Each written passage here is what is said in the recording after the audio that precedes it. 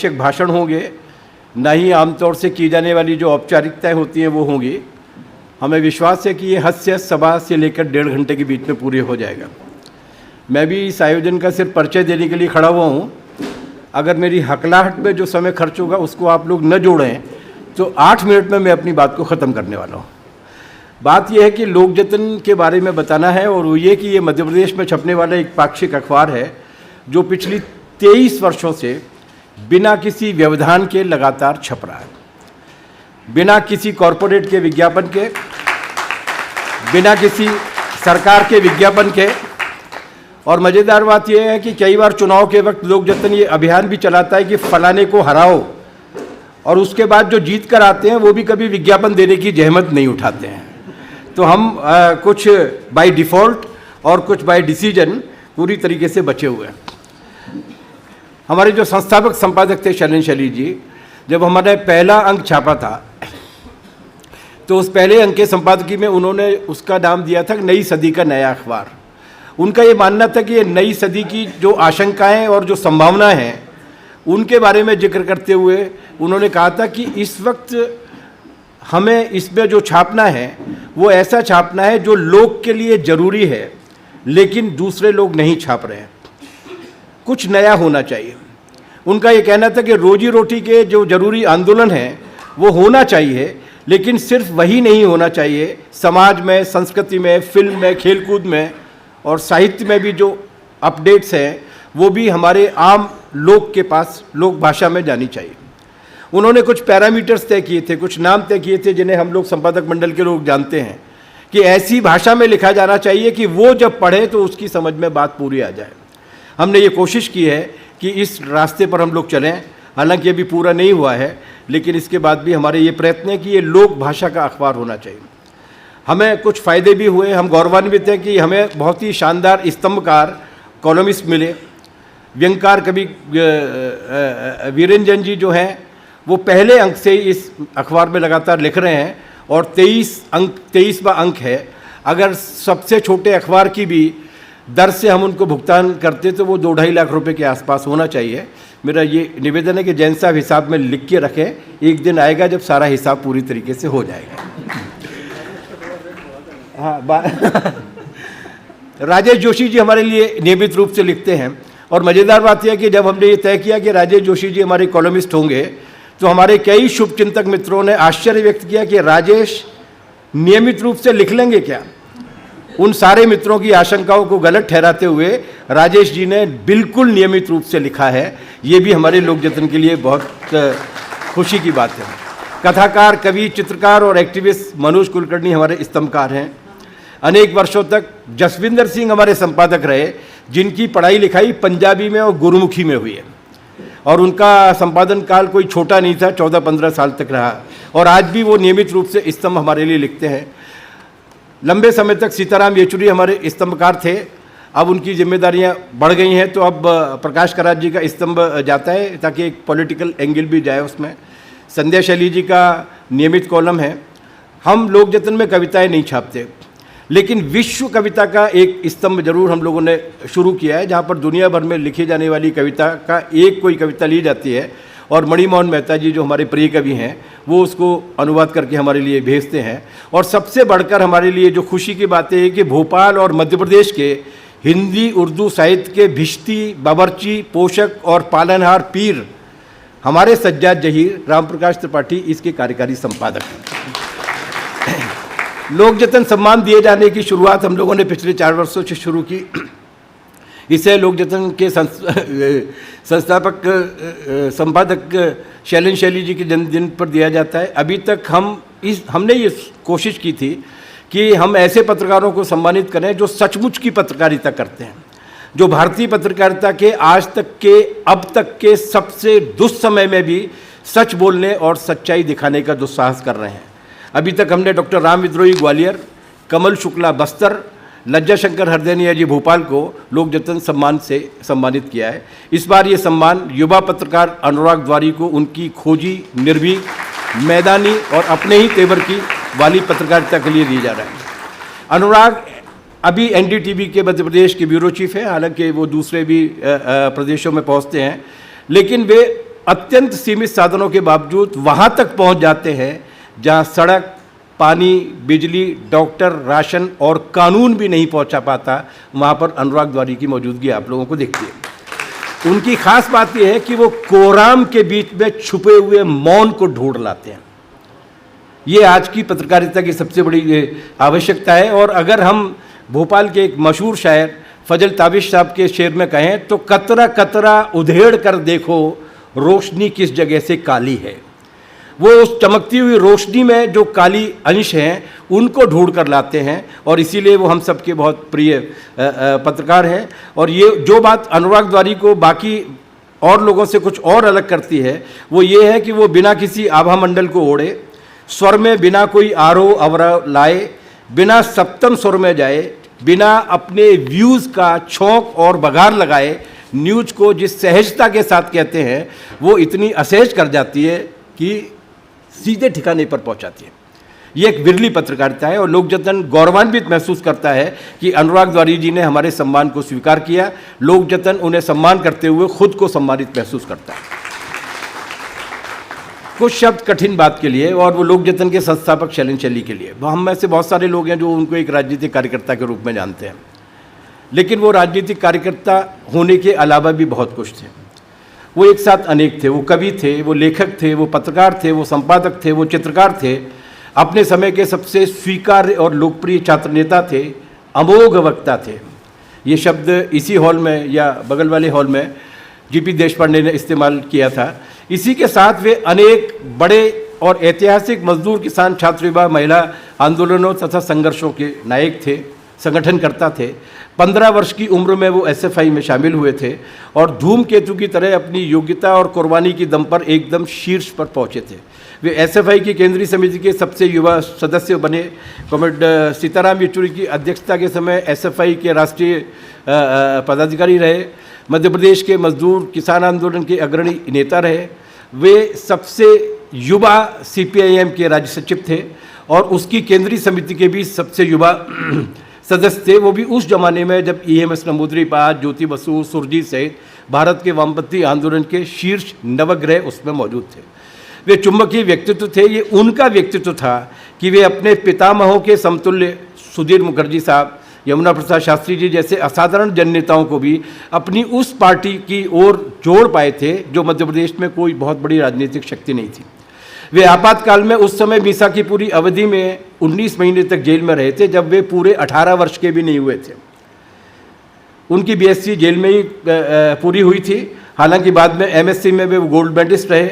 वे 16 साल के भी नहीं हुए थे तभी से उनकी जेल यात्राएं शुरू हो गई थी।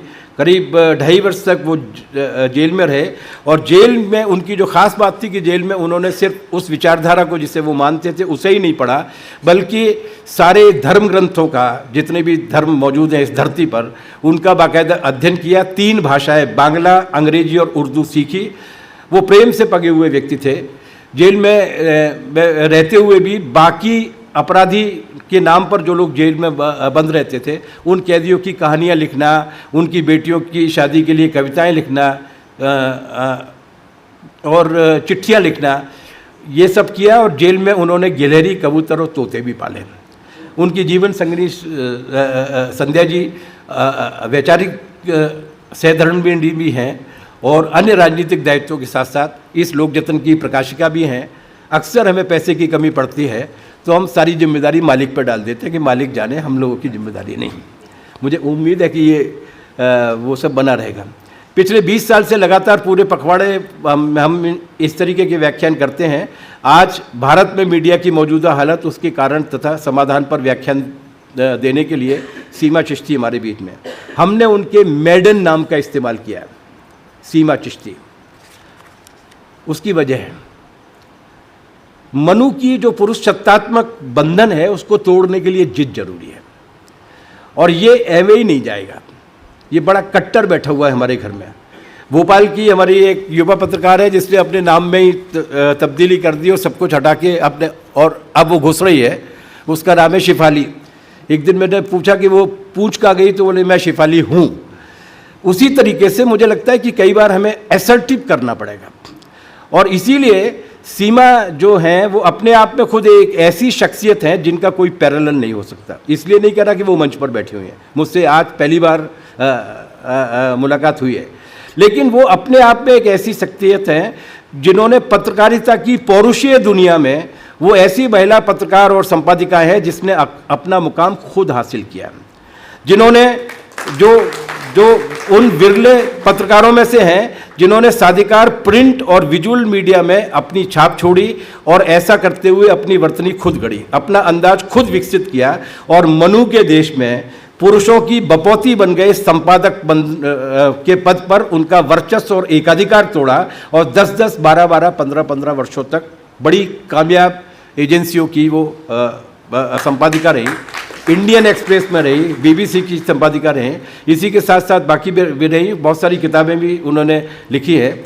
उनके डिस्पैचेज जब छपते हैं, उनके पहले पैराग्राफ को पढ़ते ही आप ये समझ जाते हैं कि ये सीमा चिश्ती ने लिखा होगा। कई डिस्पैचेज तो ऐसे हैं कि हेडिंग देख के ही हम समझ जाते हैं कि ये सीमा चिश्ती का होगा, क्योंकि उनके तेवर अलग तरीके के हैं, उनके लेखन में प्रवाह अलग है, उसमें सूचना है, बिना किसी मोटी गूढ़ भाषा के किया गया विश्लेषण है, रोचकता है, नयापन है, और जिसे हम मध्य प्रदेश की भाषा में कहते हैं कि वो डिस्पैचेज जो होते हैं वो ठिए तक पहुंचा के आते हैं, वो अधिबीज में छोड़ के नहीं जाते।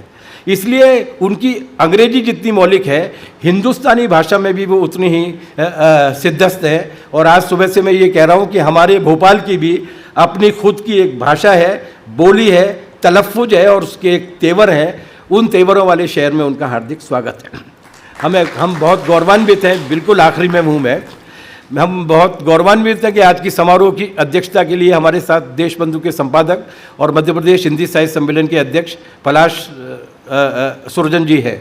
हम सब उन्हें जानते हैं, इसलिए उनके बारे में ज़्यादा नहीं, सिर्फ इतना कहना चाहेंगे कि वो हमें आश्चर्यचकित करते हैं कि कोई दैनिक प्रतिष्ठित अखबार का संपादक और स्वत्वाधिकारी होने के बावजूद भी इतना सरल, इतना सौम्य, इतना शरीफ, सुसंस्कृत और संस्कारी व्यक्ति कैसे हो सकता है। वे ऐसे ही बने रहें, हमेशा हमारे साथ में बने रहें। उम्मीद है इस आयोजन को हमारे बाद होने वाले भाषणों के लिए, संबोधनों के लिए याद रखा जाएगा। आप सबका एक बार फिर हार्दिक स्वागत।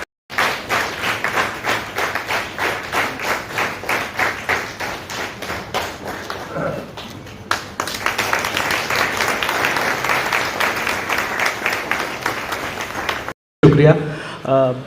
जिन लोगों ने मुझे चुना और जिन लोगों ने मुझे सुना, सबका शुक्रिया।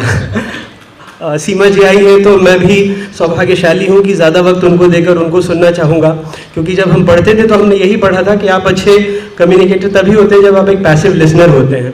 तो जब वो मंच पर है तो मेरा कुछ बहुत ज़्यादा बोलना ठीक नहीं है, मैं भी उनको सुनना चाहूँगा। लेकिन कुछ बातें, जब ये पुरस्कार मुझे मिलने का ऐलान हुआ तो मैंने पिताजी से ये शेयर किया, उनको बताया, वो बहुत खुश थे, क्योंकि जब मैं आज से लगभग 22 साल पहले कॉलेज का छात्र था और मुझे सबसे पहला अवार्ड जो राष्ट्रीय स्तर पर मिला था वो जब मैं 7वीं कक्षा में पढ़ता था और एक बाल भवन में था और एक ओपन कंपटीशन था डिबेट का, जिसमें ग्रेजुएशन के भी बच्चे थे और विषय मुझे कलकत्ता में मिला था भारतीय संस्कृति और सभ्यता। 7वीं का बच्चा था, मैंने पता नहीं क्या बोला और जो निर्णायक मंडली थी उसको क्या पसंद आया कि मुझे पहला अवार्ड मिला। तो वहाँ से मेरी यात्रा शेल्फ पर, मैं चूँकि स्पोर्ट्स पर्सन भी था, मैंने हॉकी में नेशनल खेला, वो तो काफ़ी अवार्ड से सब भरा रहता था। पर 22 साल हो गए पत्रकारिता में और मुझे कभी कोई पुरस्कार मिलता ही नहीं था। तो मैंने पिताजी से कहा कि मैं बहुत खुश हूँ। तो उन्होंने कहा हाँ, हम लोग भी बहुत खुश हैं, और तुम मेरी कुछ, चूँकि वो गणित के शिक्षक रहे हैं तो उन्होंने कविताएं लिखते हैं और वो क्लासिकल वोकल आर्टिस्ट भी, ऑल इंडिया रेडियो में भी थे। तो उन्होंने कुछ भेजा मुझे, बौराए कुछ लोग बचे हैं सत्ता छोड़ कलम ले बैठे, सनक अभी तक उनकी बाकी, आग पराई खुद जलते हैं। तो उन्होंने मुझे कहा कि ये तुम ज़रूर कहना अपनी तरफ से। मैंने कहा आपने जो कहा वो सौभाग्य है, मैं ज़रूर इसको दोहराऊंगा। इसीलिए उनकी चंद लाइनें मैंने और नेपाली को मैं अक्सर उद्धृत करता हूँ क्योंकि मुझे मेरे बहुत पसंदीदा कवि हैं। तो उन्होंने कभी लिखा था, तो मैंने कहीं अपने फेसबुक या कहीं डाला भी था, तुझसा लहरों में बह लेता तो मैं भी सत्ता गह लेता, तुझसा लहरों में बह लेता तो मैं भी सत्ता गह लेता, ईमान बेचता चलता तो मैं भी महलों में रह लेता। हर दिल पर झुकती चली मगर आंसू वाली नमकीन कलम, मेरा धन है स्वाधीन कलम।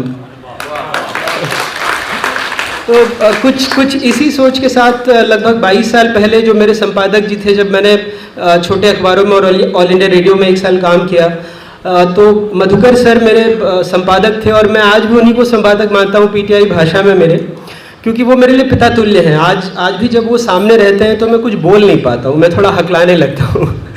तो मुझे कहते भी है कि तुम ऐसा क्यों करते हो, तो मैंने कहा सर मैं डरता हूँ, क्योंकि आपसे जो सीखा, जो भी मतलब एक कॉलेज के अलावा जब एक ऐसे संगठन में जो बहुत बड़ा था और वहाँ हम लोग जब 2-3 साल इधर उधर काम करके गए तो पहले बहुत डर लगता था कुछ लिखने में, कुछ कहने में। फिर धीरे धीरे समझ आती गई, समझ विस्तृत होती गई, तो अच्छा लगा। ख़ास करके जब लोग मुझसे कहते हैं कि इस दौर में कई बार पूछा गया कि चीज़ें बहुत मुश्किल हैं, मैंने कहा मुश्किल नहीं है। अगर जैसे मुझे लगता है कि अगर आप उन चीज़ों के पीछे न भागें तो भी आप खबरें निकाल लेते हैं। जैसे बहुत आसान, और हमारे सारे साथी यहाँ पर हमारे बहुत सारे सहयोगी फील्ड के, काशिफ हैं, ब्रजेश भाई हैं, मनोज भाई हैं, हेमेंद्र भाई हैं, सब आए हुए हैं। तो कई बार ऐसा लगता है, लेकिन कई बार संस्थानों से शायद उनकी कुछ और मजबूरियाँ रहती हैं या शायद इजाज़त न मिलती हो। लेकिन जैसे मुझे याद आता है कि जब कुछ दिनों पहले, कुछ महीनों पहले नरेंद्र मोदी यहाँ पर आए थे और पूरा शहर पोस्टरों बैनरों से पटा पड़ा था, तो एक जानने की जिज्ञासा थी कि भाई ऐसा क्या हुआ और ऐसा क्या मिलेगा। तो पता लगा कि उनके 3 घंटे के लिए जो राज्य 3,20,000 करोड़ के कर्ज में है, हम सारे लोग जो यहाँ बैठे हैं उन पर 41,000 रुपये का कर्ज है, तो 3 घंटे के लिए हमारी राज्य सरकार ने 23 करोड़ रुपये खर्चे हैं। 23 करोड़ रुपये बहुत बड़ी रकम होती है। तो या फिर जब राशन की जो थैलियाँ बटी, जिसमें प्रधानमंत्री और मुख्यमंत्री जी की तस्वीर थी, कोई बुराई नहीं थी, लेकिन 2.25 करोड़ लोगों को आप गरीब मानकर राशन दे रहे हैं और फिर कहते हैं कि भारत जगमग कर रहा है, तो ये थोड़ा समझ नहीं आता। और उस एक थैले की कीमत 16 रुपये थी। तो ये छोटा मोटा अर्थशास्त्र है जिससे बहुत सारी खबरें बनती हैं, और इसमें कुछ ऐसा नहीं है कि बड़ा विस्फोटक है या बहुत ऐसी चीज़ें हैं। बहुत साधारण सी चीज़ है जिस पर हम सबको बतौर नागरिक सवाल करना चाहिए, और यही कोशिश रहती है। और मैं सौभाग्यशाली हूँ, सबसे पहले तो जो मेरी बेटर हाफ है यानी रिजवान खान, मेरे कैमरा पर्सन, ये अभी अंदर आए, अभी बाहर चले गए थे। तो मेरी सारी कहानियों के जो मेन किरदार है वो रिजवान खान ही है, और इसके साथ जो मेरे सारे मध्य प्रदेश के सहयोगी हैं तमाम ज़िलों से, मेरी कोई कहानी उनके बगैर पूरी नहीं हो सकती, क्योंकि कई बार हमारे पास इतने संसाधन नहीं हैं। तो उनसे एक छोटी सी गुजारिश करता हूँ, वो ज़रूर जा कर के, और कई बार तो उनकी कहानियाँ होती हैं जिसको हम थोड़ा सा यहाँ पर कुछ बाइट्स ले लेते हैं और उसको कर देते हैं, पर जो हमारे ज़िलों के साथी हैं उनके बगैर तो कुछ परिकल्पना हो ही नहीं सकती, क्योंकि वो लगातार इतनी मेहनत से, और जो हम राजधानी में या देश के तमाम महानगरों में बैठे हैं, आप यकीन मानिए कि इतना हम हर वर्ष अपनी तनख्वाह के लिए लड़ते हैं, और मैंने कई चैनलों में देखा है कि वहाँ पर न सिर्फ उनको दिए जाने वाला पारिश्रमिक जो था वो कम हुआ है, बल्कि कई लोग तो अब देते भी नहीं हैं, और ये मानते हैं कि इस महंगाई में, इस सिस्टम में वो सबसे ईमानदार लोग रहें। तो ऐसे में जब इस अवार्ड की एक और जब मुझे मिलने का ऐलान हुआ, तो मेरे एक वरिष्ठ गुरुजन ने मुझे फ़ोन किया और मुझे कहा कि देखो, एक ख़तरा होता है कि ब्रांडिंग हो जाती है। वैसे तो एनडीटीवी में जो है उसको मान के चला जाता है कि वो वामपंथी विचारधारा का है।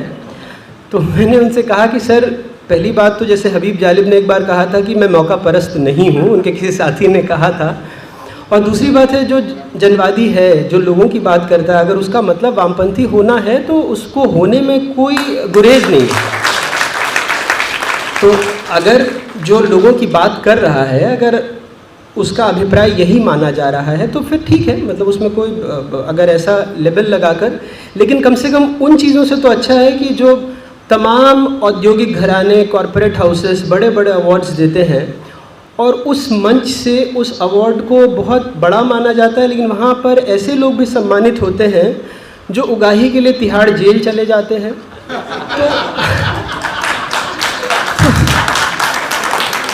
तो कम से कम ऐसे मंच से सम्मानित होकर उसका उसको मैं अगर उद्धृत करूं तो उससे बेहतर तो ये है कि मैं कोई जनवादी, कोई जो जनता की बात करता हूं उनके बीच में सम्मानित हूं, और ऐसा संपादक मंडल जिनको पढ़ते, सुनते, देखते हमने बहुत कुछ सीखा है।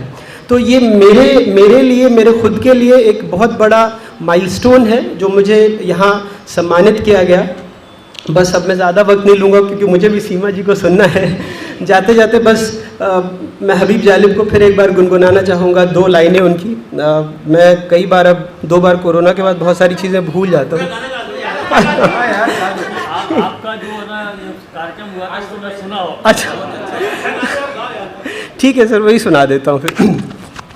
हुक्मरां हो गए हैं कमीने लोग, खाक में मिल गए नगीने लोग, हर मुहिब्बे वतन जलील हुआ, रात का फासला तवील हुआ, आमिरों के जो गीत गाते रहे वही नामोदाद पाते रहे, हुक्मरां हो गए हैं कमीने लोग, खाक में मिल गए नगीने लोग। शुक्रिया।